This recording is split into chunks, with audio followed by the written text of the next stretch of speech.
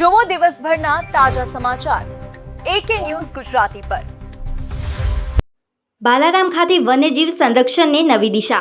બનાસકાંઠાના બાલારામ ખાતે વન અને વન્યજીવ સંરક્ષણને વધુ મજબૂત બનાવવાના હેતુથી સ્પોટેડ ડિયર બ્રીડિંગ સેન્ટરનું ઉદ્ઘાટન વન અને પર્યાવરણ મંત્રી શ્રી પ્રવીણભાઈ માળીના હસ્તે કરવામાં આવ્યું હતું।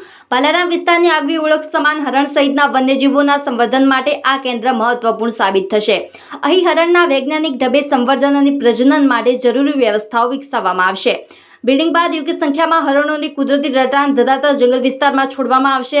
આ સાથે બાલારામ ખાતે હર્બીવોર બ્રીડિંગ સેન્ટર અંતર્ગત હરણ, સાબર અને ચિત્તલ જેવા તૃણાહારી વન્યજીવોના સંવર્ધન અને ઉછેરને પ્રોત્સાહન મળશે।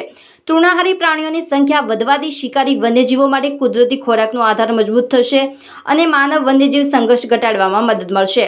વન્યજીવ સંરક્ષણ, જૈવ વિવિધતાના જતન અને પર્યાવરણીય સંતુલન જાળવવાની દિશામાં આ પહેલ મહત્વપૂર્ણ સીમાચિહ્ન બની રહેશે। સાથે જ બાલારામ અને બનાસકાંઠામાં વન્યજીવ આધારિત પર્યટનને પણ નવી દિશા મળવાની શક્યતા છે।